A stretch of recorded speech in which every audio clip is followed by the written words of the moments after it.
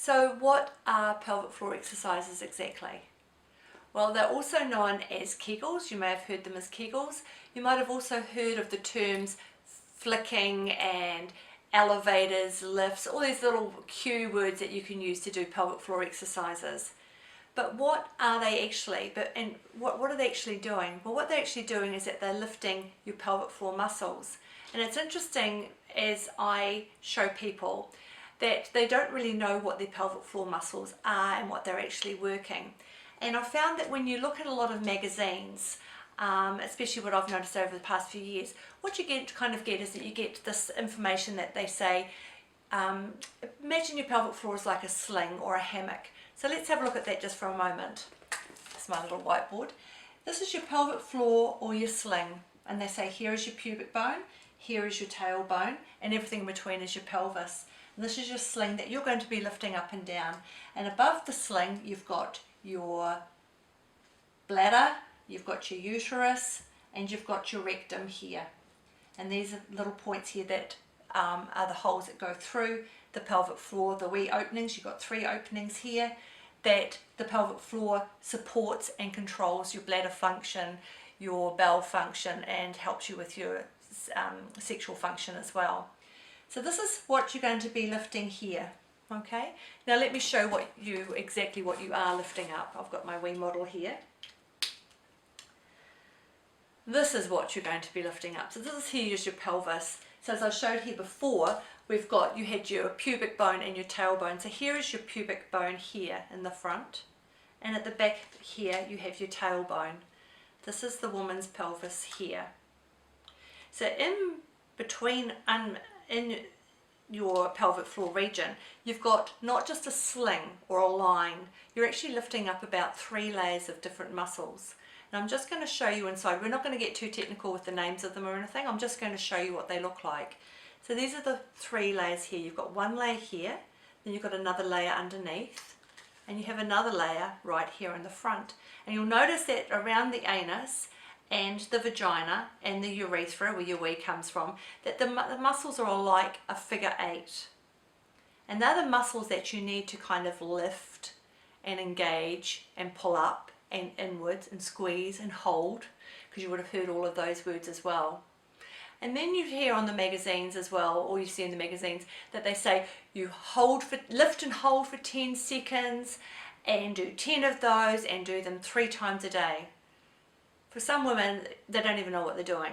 They don't even think, oh, they try and do 10, they can't do 10, so they give up.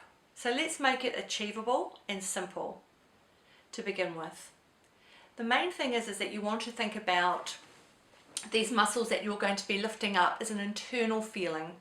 So when you lift up the muscles as an internal feeling, you should be able to do it without clenching your thighs, clenching your buttocks, breathing in, holding your breath, lifting up your diaphragm, shoulders up, eyebrows lifting up as well. You just want everything just to be relaxed. It's an internal feeling that you're going to be feeling.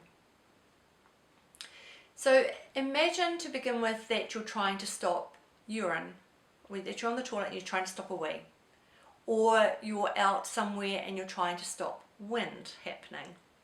Okay, so they're the muscles that you want to try and engage in, so that you're not engaging in your buttocks and your thighs. A good way of trying it first off is sitting on the toilet and doing a wee and trying to hold that wee and stop it, and then let it go again.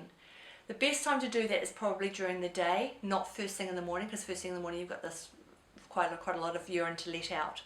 So do it later on during the day, and that's just a tester.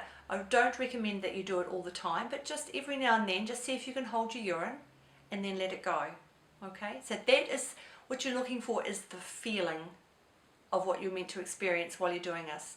Now the best way to do a pelvic floor lift to begin with is probably to try and lie flat on the floor or on a bed with your knees up and your feet flat on the floor.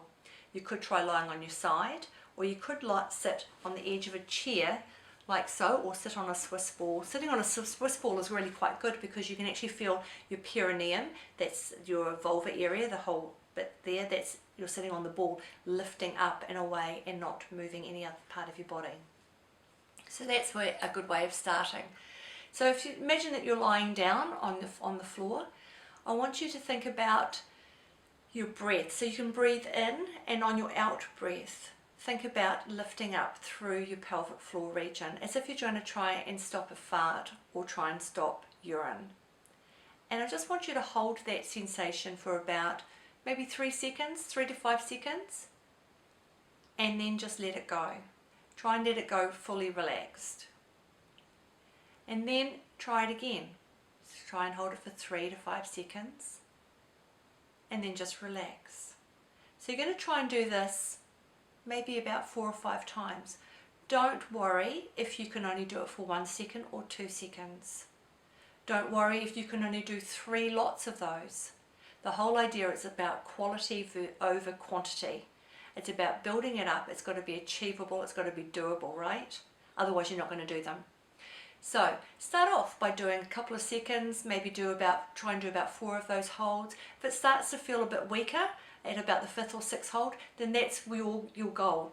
4 lots of 2 seconds, or it could be 6 lots of 6 seconds. It's up to you how you do it, but make it achievable. So practice on doing that, maybe 3 times a day if you can, for that week. And then maybe the next week, try and engage in more seconds or more quantity, like, try and do 7 times instead of 6 lots. So you can try doing that. But do remember to relax. For as long as you hold it, let it relax for that amount of time as well.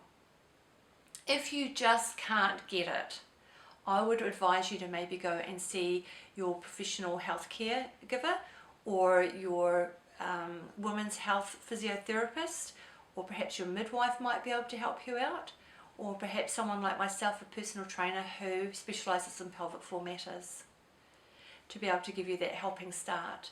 And maybe also if you go and see the women's health physiotherapist, they'll give you a really good thorough assessment and just see if there is anything else going on for you, or to help you think about another way of engaging in your pelvic floor.